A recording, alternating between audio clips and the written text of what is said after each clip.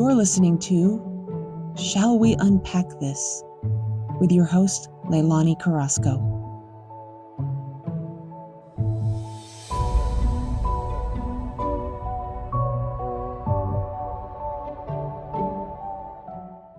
Hey everyone, welcome back to another episode of the SWAT podcast. Since it's Leap Day, I wanted to talk about the radical leap into self-acceptance, especially around the issue of divorce.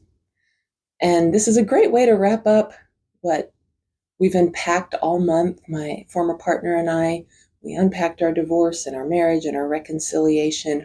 All of those things in themselves are leaps.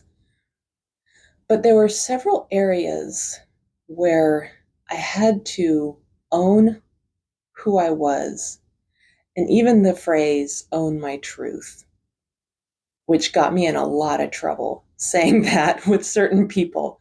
That is a very threatening phrase. It's almost an easy phrase. Well, you just make your own truth, and I guess anything can be true. But this is just, in a way, some permission slips that I feel audacious enough to hand out today. So, with that said, let's get into it. So this first mindset that I had when I first got married was a prime example of how messy things get when you don't own who you are, you don't own your truth, and you don't accept yourself. It's the idea of, I'm not going to be one of those wives. There's a lot of pride, a lot of shadow in the word those wives. So who were those wives? They were women that needed flowers or wanted gifts or asked for help. And if I could just admit to myself that I wanted flowers and I liked gifts and it would have been nice to have some help. If I'd have just accepted that, I would have prevented a lot of hardship and pain and passive-aggressive behavior. It is not needy to have needs. It is not selfish or demanding to want things. And at the time, I thought that you are needy if you have needs, that you are demanding and selfish if you have wants. So if this is a permission slip, number one, it'd be, yes, own your wants, own your needs. There's a balance there and a level of maturity and all of that, but at the base of it is, if you don't accept what you truly desire and you shut it down month after month, year after year, you reach a very confusing place where you don't even know what you want anymore. Who am I? You get so out of touch with yourself. And in not being one of those wives, I became something worse. I became a bitter, passive-aggressive liar. And that is something that I've had to come to accept, that it sounds kind of silly and embarrassing, but I like flowers on special occasions. And I have to work through not feeling like a burden asking for help. That's a big word, feeling like a burden. And it can be at the root of that, I'm not going to be one of those wives. Because to be a burden is to be unlovable. And to have someone spend money and time on you automatically, in my mind, made me a burden.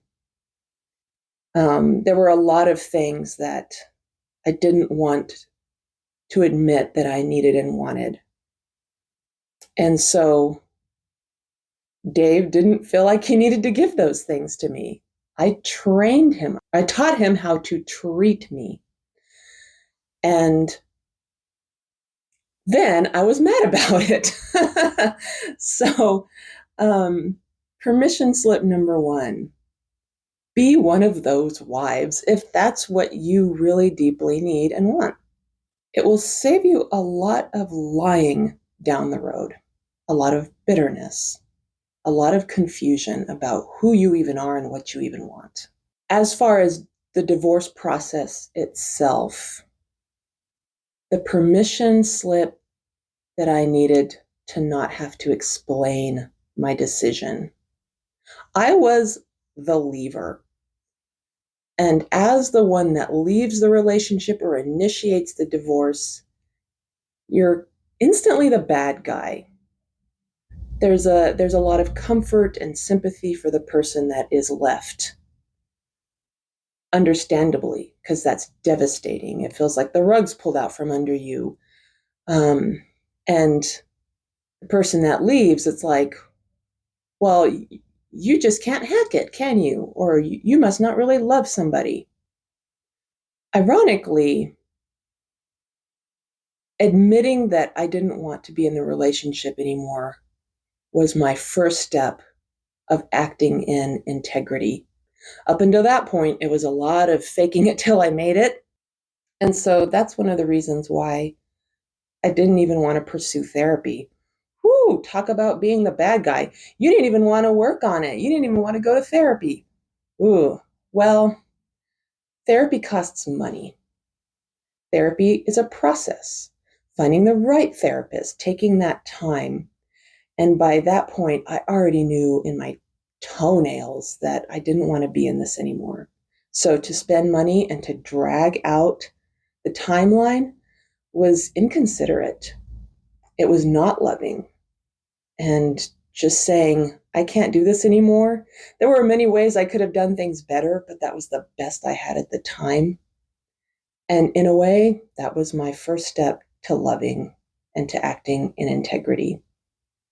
But going back to feeling like you have to give an explanation, as the leaver, I felt like it was my debt to society to explain my decision. And having spent my whole life as a people pleaser, I already knew I was pissing people off by my decision, but in a way I could please them if I explained myself. If they asked me, why'd you get divorced? If I told them I'm not ready to answer that yet, I might make them uncomfortable, which would make me more unlikable. And some of you may be saying, you don't have to explain yourself to anybody. I admire you. I did not have that confidence. I didn't have that strength. I think a lot of us hide the truth because we're just not ready to hear the backlash or to make people upset. We're not ready to face somebody being upset at us. And so the permission slip to not explain yourself. If you have to say something, these next three things are still going to feel really hard to say. They would have still been very difficult for me in that season to say. But saying in response to, well, why'd you get divorced? Or, ooh, what happened? Why do you ask? Is a very valid response. Why do you ask? Why do you want to know? And once again, I'm not ready to talk about it yet. At that point, I got to a place where I was like, I can't do it anymore. That was the best answer I had. I just deer in the headlights, and then I can't do it anymore. As the leaver, people will say audacious things. And maybe not from a place of malice. Maybe they're really trying to help. Maybe they're trying to lighten the mood. Maybe they're expressing things out of their own shadow and insecurity. My cat is chosen right now to play with a wine cork.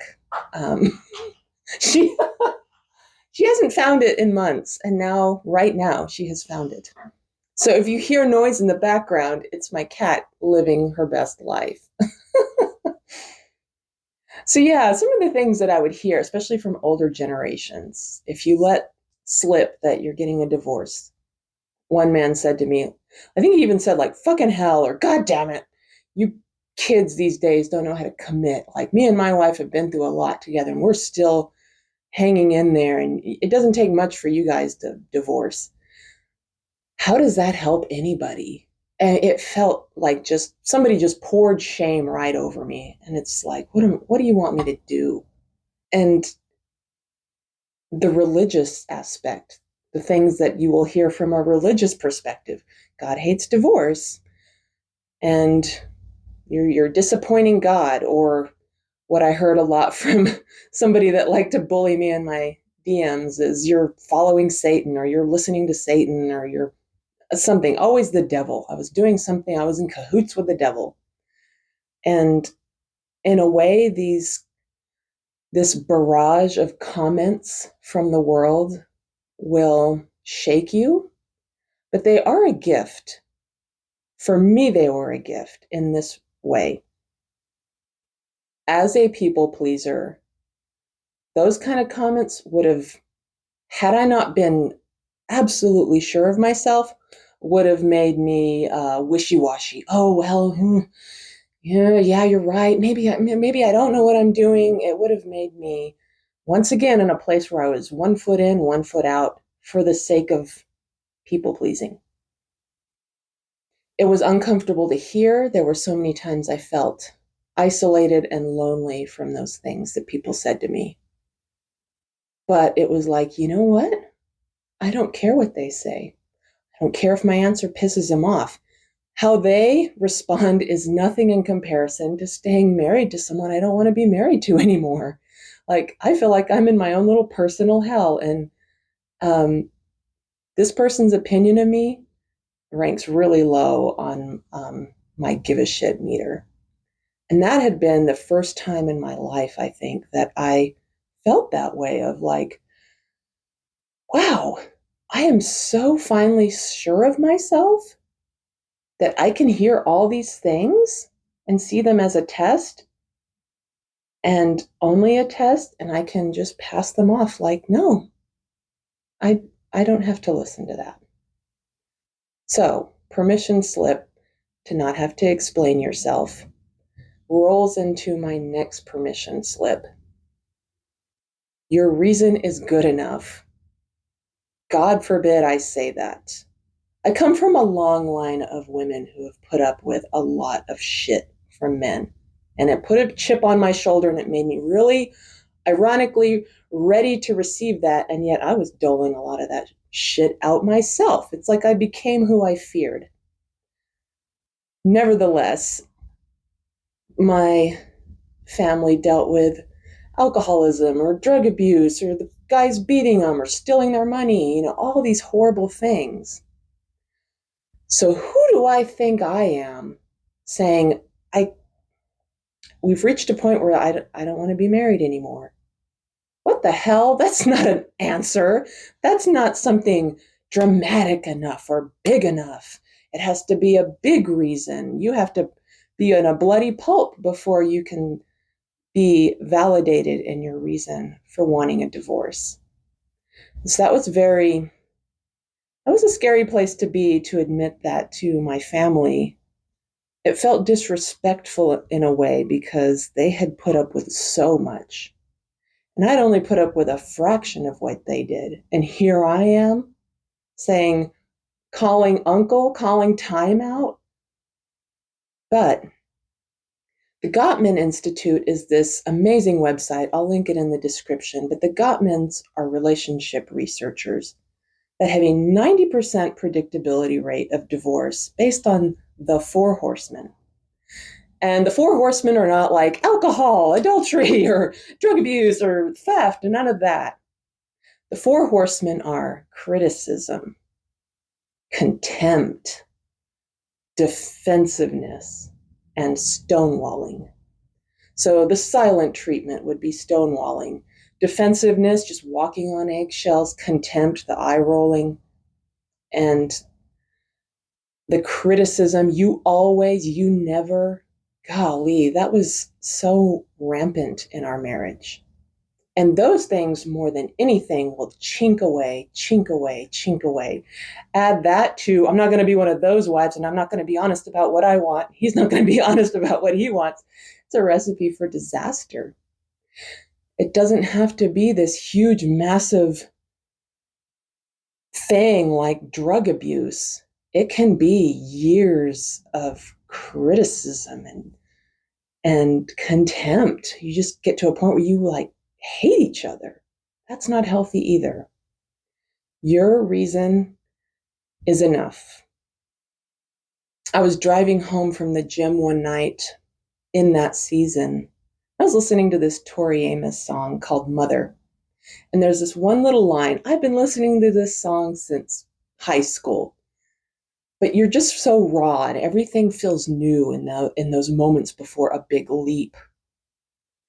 And the line circus girl without a safety net just hit me in the face. And I was like, I understand what that feels like. It was like the minute I thought and felt, I do want a divorce. I'm not ready to admit it yet, but I want that. It was like I'd stepped out onto this tightrope across a massive canyon. Just the thought itself kind of set me out a foot onto that rope.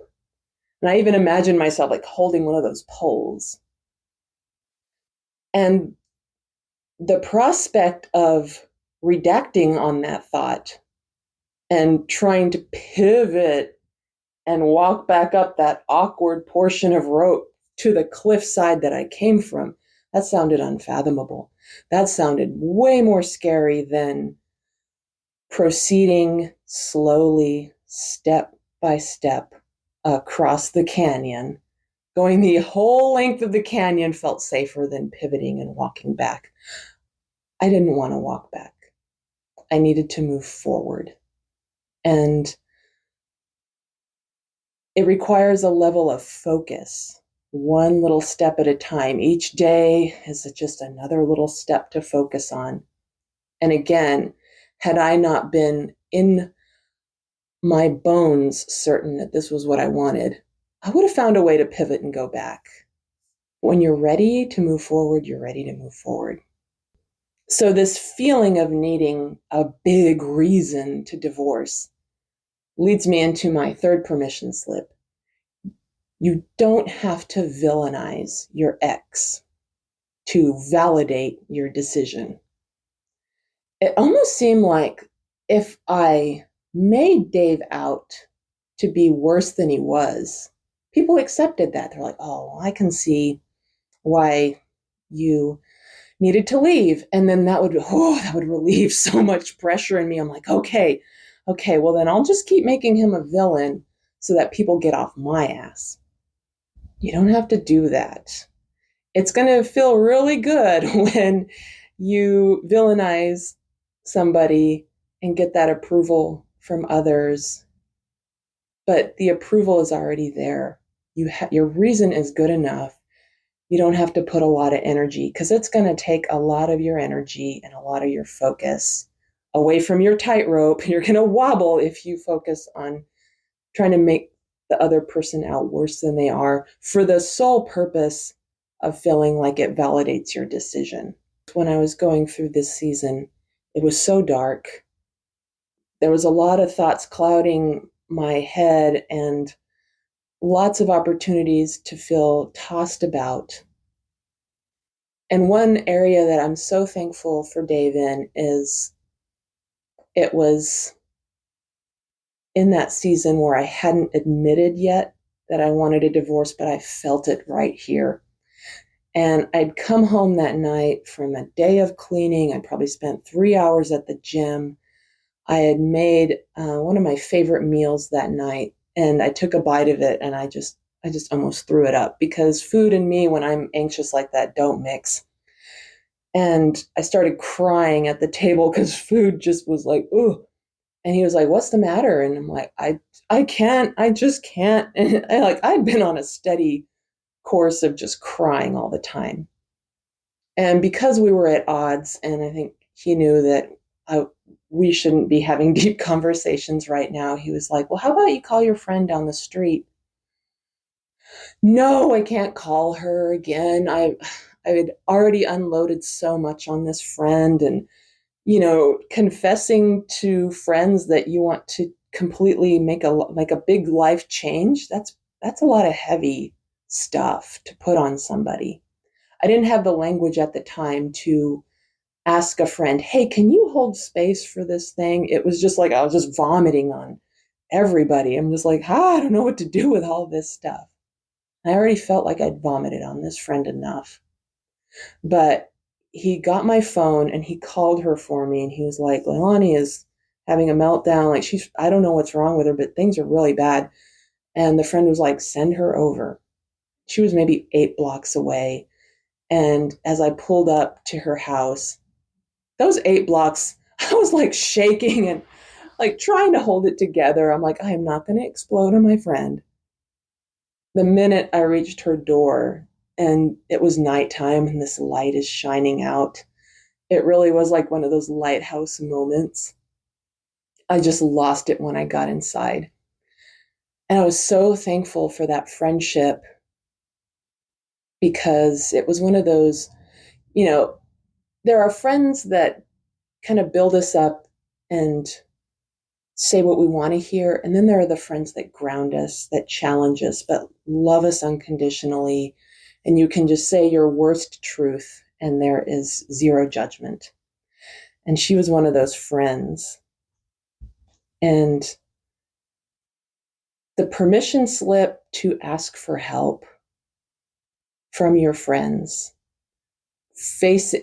forwarding that with, can you hold space for me? I've got something really messy and heavy. And supplementing that for sure with therapy. Therapy is a place where we already know it's going to be heavy and messy. And so it's almost like the people on the other side are prepared.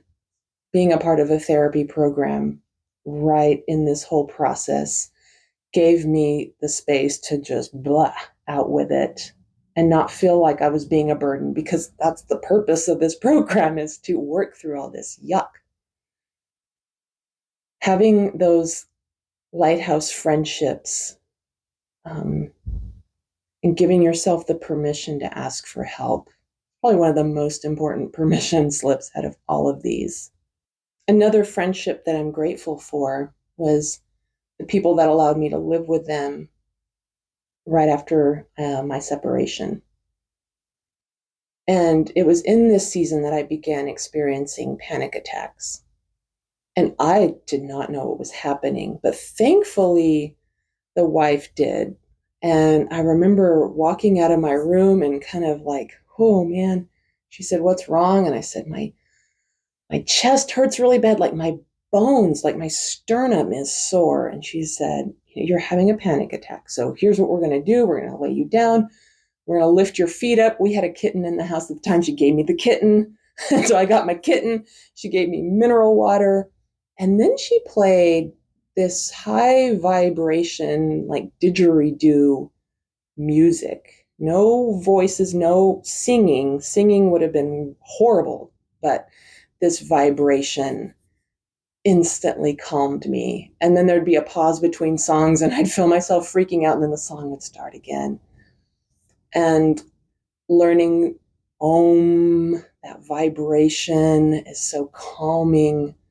Having that resource, even after I moved out of that house and continued to have panic attacks, I knew exactly what music to listen to. I knew exactly what to do.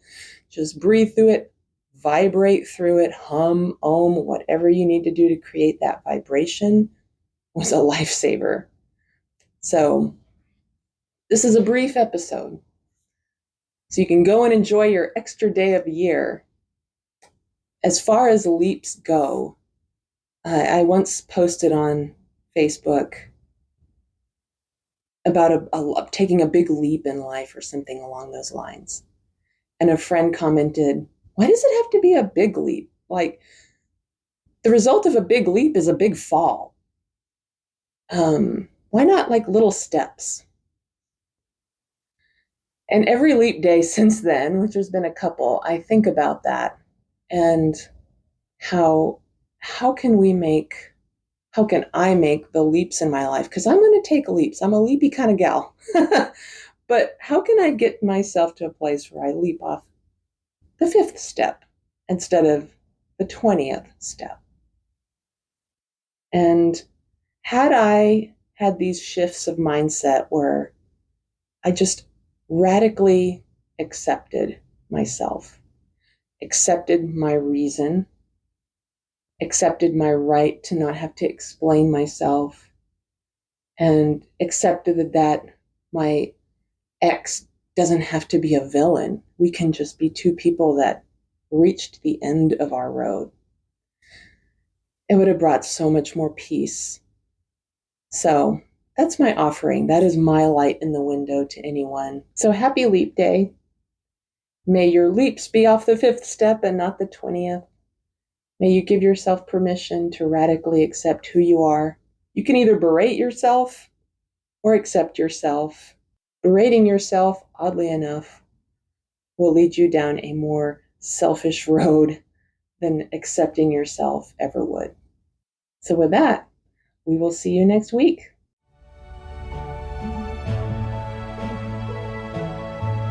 Thank you so much for listening. Join us on Instagram at SWUT Podcast. That's SWUTPODCAST for further conversations, insights, and behind-the-scenes content from today's episode.